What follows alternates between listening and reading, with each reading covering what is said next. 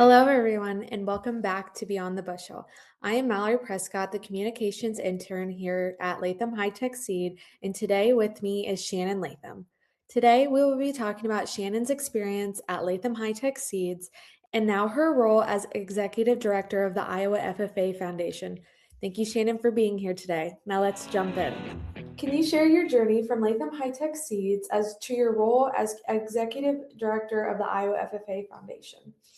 That is a great question, and it's actually a pretty long journey. When I look back at the pictures from when John and I started Latham Hi-Tech Hybrids back in 2004, you can tell it's been a year or two. Like, we look a little different than we do now.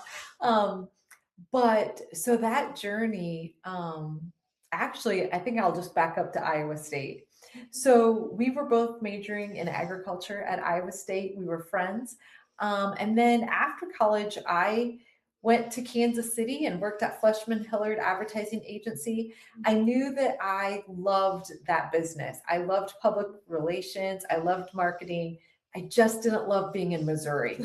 And so when there was an opportunity for me to come back to Iowa, luckily it was only 3 months later, I was able to come back and take a position with the Agribusiness Association of Iowa as their grassroots manager, I guess. Grassroots, I don't even remember what my title was way back then right now, but it had to do with grassroots lobbying. And then I also lobbied at the State House. That really planted that seed for me to be in public service. I always knew that I'd want to be a state representative if I could. And that's important, I think, because we remained politically active and very much active in seed advocacy throughout the American Seed Trade Association and the Independent Professional Seed Association. So I know it sounds like a long journey, Mallory, but they're just so interconnected through the years. And so when I was at the Agribusiness Association, that's when Tom Latham ran for Congress for the first time. And I had an opportunity, because he was a member of our association, to work on his campaign and to get to know him. And then, a few years later, got reconnected with John, and I'd like to say the rest is history. There's a long story about that, but we'll save that for another day. But just really, again, because that family was involved in politics and understood the importance, it was just something that kept being nurtured, and also was just important for us, realizing how important it was for us to be involved as business owners. So back in 2004, when John started the corn company, I was involved in marketing just because that was my background. So, it's pretty, I think it's pretty interesting. Maybe it was God's plan, I don't know, that we had all the skills that we needed to start our own business. Of course, John had that background in sales. I had that background in marketing, communications, writing. And then, of course, Chris has the finance background. And so it just all came together. It truly does. That is incredible timing and experiences and everything. Wow. Yeah, really. So then, we were able to put together a business plan, and then here we are, right? So, but I think I really had a chance to learn and grow throughout the last, 2004 is more than 20 years ago now. So it has been a lot of growing, growing into that professional position of being a company owner, being someone who can lead a team. I absolutely loved leading the marketing team here. And then, there just aren't a lot of reasons why I would step away from a family company, except that 4-H and FFA were a huge part of my life. And I think, at this point in my life, I'm looking for an opportunity to give back. And yes, you can say I'm giving back to the state of Iowa by being a representative, and I truly love it. It really is an honor. I think that every time I walk through into our beautiful Iowa Capitol, that it really is an honor to be able to serve. But I feel so blessed that I also get an opportunity to give back to the Iowa FFA organization. And it's also going to be a new leadership growth opportunity for me as well. Mm-hmm. Just from hearing your journey, you wear many hats still to today. It's empowering. What experiences from your time at Latham Hi-Tech Seeds continue to shape how you lead today? Yeah, I think, what I did as a leader at Latham Seeds was also impacted by my previous employment experiences. So my first boss out of college said to me, people support what they help create. And when you talk about empowering, I told him one day, I said, I was really blessed to work for you, but I think my husband thought it was a curse. And that is because he gave me so much of an opportunity, so much responsibility for somebody right out of college. He had me write my own job description. Today, I realize what a gift that was. At the time, there was no chat GPT.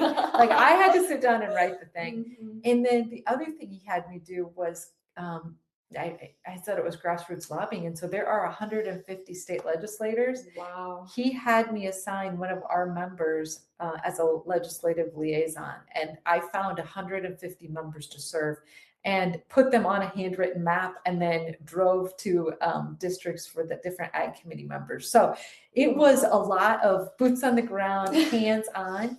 But at the end of the day, what I learned is that nothing can replace hard work. Mm-hmm. Nothing replaces relationships. And I think, even in today where we have obviously technological advancements like mapping software and other things, still nothing replaces those personal relationships. And then just the power of being a great leader and empowering others. Yep, that's a really true statement, especially in this day and age with technology. And it's how it's changing agriculture and the workforce. Like, it's very important to stay true to those things. What skills from your marketing background do you rely on most in your current role? I think no matter what job you do, it all goes back to great communications. And I cannot preach that enough. It's very much true. When you think about, challenges you might have had working with a coworker, or challenges you might have had serving on a committee, I'll bet you more than 90% of the time it goes back to communications, a misunderstanding, miscommunication. So there's that. And sometimes I go, gosh, for a professional communicator, I did not write that very clearly, right? Yeah. And you don't realize that until you've sent it and you're like, wow, why did they think that's what I wanted done? And then you're like, oh yeah, now I get it, right? So I think it's very much all of it. I mean, I'm continuing to write some social media copy, not very much, but a little bit of social media copy. I write, I don't know how many hundreds of emails, and still picking up the phone and, asking to meet with other business owners as well, or company leaders. So I think all of the skills. Mm-hmm. I think in any job position, it's still writing a bunch of emails for most of the day. But And I'm surprised, I've been surprised at my job at Latham Seeds about how many people lack just good basic writing skills. And I feel like that's one of the most common things I was taught as I began high school, even, is how to write a proper email. And then I began college and it was retaught as though people didn't know. Good. Professors were telling students on their first day, if you do not address me properly with a hello, Mrs. or Mr., then I will not reply to your email. I thought this was common sense. To me, I can do it with my eyes closed. Like, that is common knowledge to me. And I feel like that also goes back to what this day and age in society is, kind of going back to that technology. We take it for granted. We just continuously use it while we need those common things, hard work, dedication. Those get lost in thought a lot. Yeah, I'm glad to hear they're teaching that because, and reinforcing at college, because, even when we were looking for interns, it just seemed like a lot of that was missing. So I'm glad to hear it's there. At least at Iowa State, right? Yes. Go State. Yeah. How do you describe the transition from a corporate marketing role to now leading a nonprofit foundation? It's amazing, I think, just actually how many similarities there are. So here at Latham Seeds, obviously we are focused on selling units of seed. And I always said that we needed to be marketing led, but sales driven. So marketing and sales need to work hand in glove. Marketing supports the sales message. It reinforces it. It helps intrigue and get people interested. And then also once they purchase, you want to reaffirm why it was a good choice to purchase Latham Seeds. Very similar. In the nonprofit world, we are working really hard to convince people why they should part with their hard-earned money and why they should invest it in our organization rather than contribute to one of the, very many other worthwhile causes. So there's similarities there because you still have to know what is your unique differentiating factor. We talk about it all the time in marketing. Your brand needs to be distinct, it needs to be relevant, it needs to be consistent. We have a brand in the not-for-profit world as well. So we're looking for that unique, relevant, distinctive feature. And then just like in sales, we tell people often that it takes 7, touch points. We're looking for those 7 touch points in the not-profit world because we're still marketing our organization. I'd say just, our product is different, right? We're at the end of the day, you're delivering units of Latham seed. At the end of the day, we're delivering our product, which is really helping get Iowa's youth prepared for leading. So we, as FFA, are known for putting out some of the best leaders.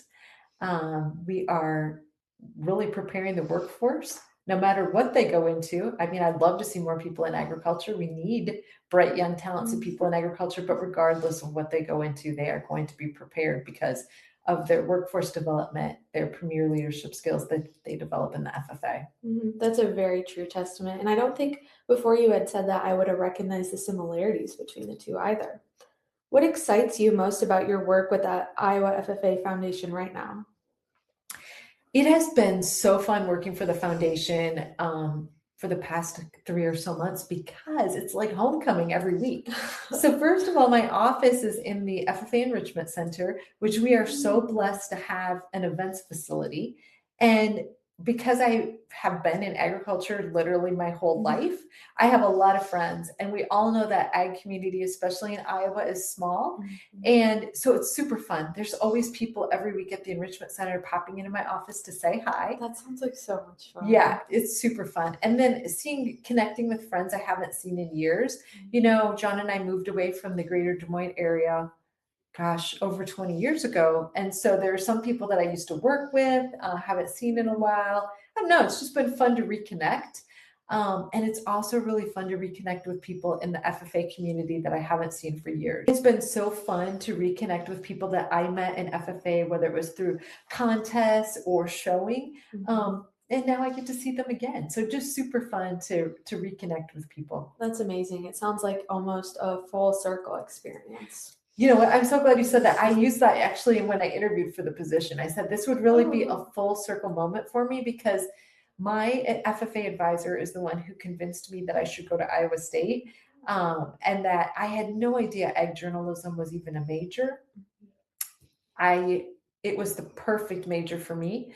The only thing I did was add a second major for public service and administration in agriculture, which also turned out to be a good call. And so between the two of those throughout the years, I feel really good about the choice. I feel that they both really prepared me for the jobs I wanted to do, along with my participation in 4-H and FFA.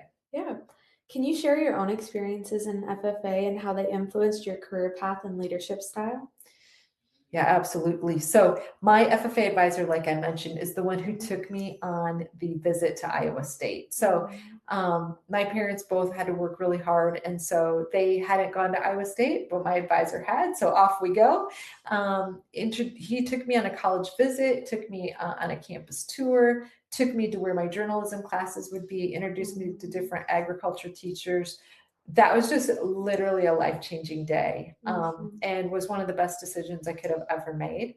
One of the things that FFA offers are career development events. So, there are the sub-district and district events, and then if you're really good at those and get the gold, you might get to go on to state.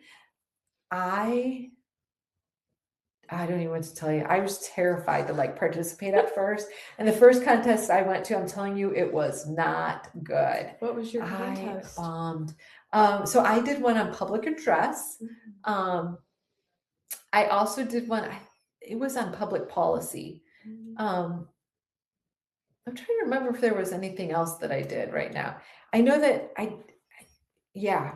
Anyway, when I first got up there, I totally lost track of what I was supposed to say. I mean, it was like stage fright. And I was like, I'm done. I'm never doing this again, but then look how many public addresses I have to Yes, give, right? yes. And then now as a state representative, obviously egg Mhm. policy, and just policy in general is Mhm. something that I deal with all the time. And then when you're running a bill on the floor of the Mhm. Iowa House, you have to be able to defend your position. Yeah. So I'm glad my advisor made me get back up there and do it again. As parents, we always say, look for opportunities for your kids to fail small. In hindsight, that was an opportunity for me to fail small. So, Mhm. so what if I didn't advance from sub district to district? It felt horrible that time, but then it was a learning, right? A learning moment from then on. So Mhm. those contests in hindsight were great. Mhm. Um, also learned the value of record keeping. Again, even if you're not going to be in Yes. livestock production, I had a FFA sheep project. Mhm. Even if I'm not, raising sheep today, just the skills that you learn in record keeping apply to other areas of Mhm. record keeping. I can truly attest to some of those skills because I was chapter president, and I mean, just the amount of speaking to other people I was able to do and talk in front of large groups and meeting people and going back to like the emails, learning how to talk to people in a professional way. And like you said, all the contests, there were a lot of not good ones for myself as well, but they do truly teach you things, and there is value in the organization. Absolutely. Another thing that made me think of when you were talking about being chapter president is also I was chapter president as well. But you might find this interesting. Back in the day, I was the only female my senior year. So I was chapter Wow. president, the only girl in the chapter. So agriculture's changed so much Mhm. because then when I went to Iowa State, there were 5 males for every female ag student, which is probably closer to 50-50 for you. I would say it's more female dominated, Uh-huh. more truly. In some of the classes, especially animal science, almost 70% female dominated. It's truly becoming women in agriculture. Wow, that's amazing. And then Mhm. same thing with leadership. So I don't Mhm. know what the percentage is for female leadership, Mhm. but it has to be much higher. Mhm. Um, and then also I know in most chapters it's about a 50-50 split. Yeah. Well, and I love that you brought it up for your senior year too, because my senior year in high school, I was the chapter president, like I said, and we had an all women officer team, and it was Oh wow. amazing. And same for committees; it was all women led, and that was the second year in the row for it being all women. Wow, I love that. I also I love that women are feeling so empowered now because when I was in FFA, I remember my grandpa saying to me, "Honey, if you want to farm, you better marry a farmer." So I love that today girls are told if you want to farm, you can be the farmer, right? Mhm. But I also am worried though too. I'm not going to lie, like we need young men stepping into these leadership positions too. Mhm. So if our membership is about 50-50, if it's about, I don't know where they are, but I just think overall just need to help prepare that next generation of leaders, whether they're male or Mhm. female. So I Mhm. guess maybe this is, I don't know if it's a friendly challenge or what, but we need Yeah, those it's young all men to step effort. up. That's right. Mhm. All right, to switch it up a little bit, how do you apply marketing, storytelling, and brand strategy to support FFA programs and students? Yeah, everybody needs a great story to tell. It doesn't matter if you are for profit or a nonprofit. And that's one of the things that I have been working on. So, because of my background in communications, one of the first things I did when I started at the FFA Foundation is take a look at all of their marketing materials. It lacks consistency. Mhm. And again, back in marketing, your brand has to be consistent. So, I'm working on a style guide to make sure we're using consistent fonts, Mhm. consistent colors. I love a style guide. I love a brand guide. I love looking at CMYK colors that are all the same. It's really good. Right. So that's what we're Mhm. working on because Mhm. I noticed that we have a couple of different envelopes. They're not the same color on a print on the envelopes. So things like that, that some people are like, what's it matter? Well, when you're in marketing, you know it matters, right? Mhm. And those are just little changes that I think help us come across with a more professional Mhm. experience. And I don't mean for this to sound like I'm putting anyone else down. These are my passions, right? Oh yeah. Marketing is my passion. I'm a stickler for branding guidelines, and I'm excited. I'm excited to implement that. Mhm. Well, I truly understand it too because I was talking to somebody earlier today, and I was telling them about how some projects were coming up, and they're like, "Oh, I could never do that." And I was like, Well, it's not about not doing it or not liking it. It's having the specific eye for it or not Mm-hmm. being rude about it, you know? Mm-hmm. But moving forward, what are some top priorities as executive director of the Iowa FFA Foundation? I am so excited because we are announcing a new theme. I don't think they've had a theme for a couple of years, and I love to have a focus. Yeah. And it all started because we have a new development manager. And I was visiting with her saying, this is going to be a banner year. We are going to make 2026 a banner year. And then I was like, oh my gosh, this could be like a rally cry, right? Yeah. So then I love brainstorming. So then started brainstorming what could we do with banner and arrived on raising the banner together. I wanted something that was empowering. I love that word. I think that should be my word for this year. Empowering. I wanted it to be inclusive. Like I want our donors to realize just how important they are. Like we can't do this alone. And the other thing is I love double meanings for things. So when we talk about making it a banner year, those of us who showed livestock, I mean, I know you're in horses. Do you want a trophy or a banner? Yeah. If you can, you want the banner, right? Uh-huh. If a banner is possible, I mean, I'm not going to knock a trophy, but I do love trophies though. I'm more of yeah. a trophy person. Well, I'm just saying, how many times when you get the trophy Oh, for the yeah. grand prize, but Yeah. then the overall is usually the banner, Oh, yeah. right? Mm-hmm. No, I love trophies too. I'm not knocking trophies. I'm just saying if there's a I get banner it. being offered, like Mhm. you want the banner because that means you made the last go round. Yeah. You won the last go round, right?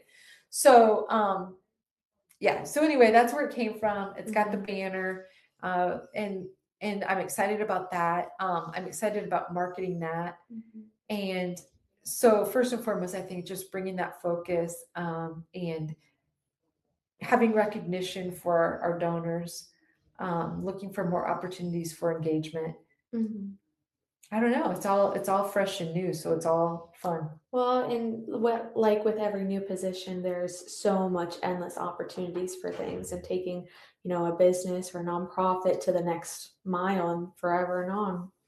Yeah, I think no matter who steps into a position, they Yes. always want to put their little Touch on it. touch on it. Exactly right. So I think people who know me know I love a good campaign, right?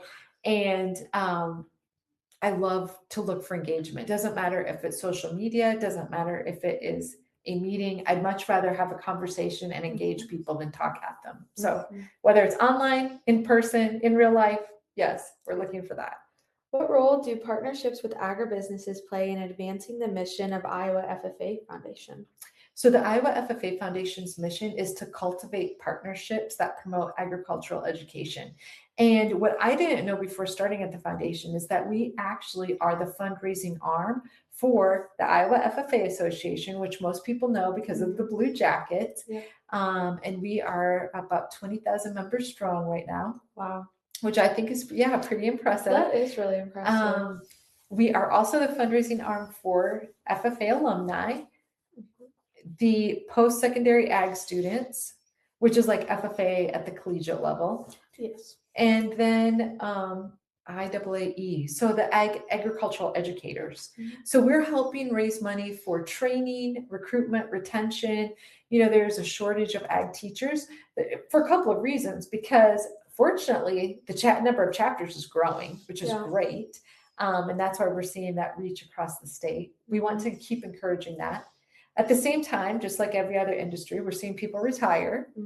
And then finally, we also have people getting recruited away from teaching ag. And so about years 6 to 10 is where we really need to focus on retaining ag teachers.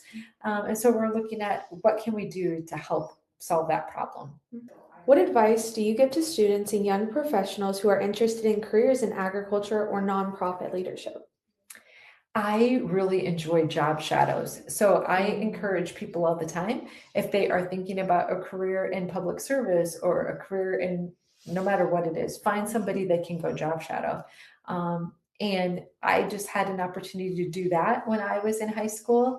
I had so many people actually throughout my 4-H career, as well as my FFA career, that just really went out of their way to help me develop, help me kind of figure out that career path. And so, again, when we talk about paying it forward, I want to be able to do that for people because there were people who did that for me. So, just last week, I had two high school students job shadowing me. While I've been in the Capitol, I've had people, at least, one or two a year, come job shadow me. But how else do you know if you want to do something, right? It's Like, very yeah. true. I think job shadows and internships as well too. I feel like they teach you and tell you a lot about yourself. I think one of the biggest experiences that I learned from job shadowing was learning about work-life balance and how people did that and how they experienced it differently, especially if you're remote, hybrid, in person. Job shadow will also tell you that a career potentially you might not want or something that you didn't like in it as well. And I found that out through doing one through Iowa State, and I feel like it'll tell you a lot of different things. Right. And it's much better time to figure that out now. Yes. You're absolutely right. Even with internships, Mhm. when I interned at one place, I thought, you know what? I know I'm going to really like this job. This just isn't the right company.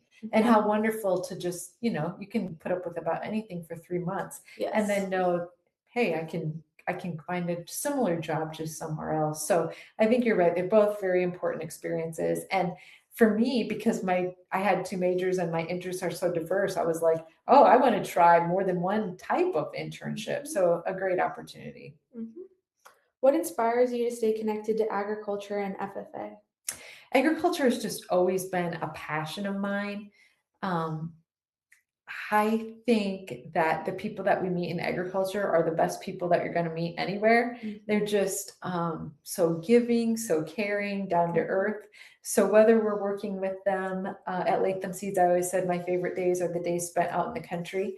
Um, and the same is true. So I still get to go out and work with people in agriculture with the common goal of really developing the next generation of agricultural leaders. Yeah. How do you balance the demands of leading a statewide foundation while also staying grounded in FFA values? Yeah, so I think they really go hand in hand. So I think if you were to go back and read the creed, you realize, wow, I was in FFA because those are the values that I hold near and dear. Mhm. And then I stayed in FFA and I continue to support FFA because those values are really a part of who I am and what I do. So right away, I think living to serve, right? Living to serve is one of those. And that's just something I've literally been living out my entire Yeah, career. I think that's what you said to me at one point. Like that was you live to serve. I think it can sound cliche, but for me, I feel it. Yeah, I feel like it's a way for me to give back. I also get so much out of it because when we do good, we feel good. At least I do. Oh, I wholeheartedly get that. Now I think that's all we have for today. Thank you for being here today. It was great to learn and hear about your experiences. You have so much knowledge to share and wisdom from a woman in agriculture and a woman to woman. Thank you for tuning in today to the episode of Beyond the Bushel. Catch you next time. Thank you so much.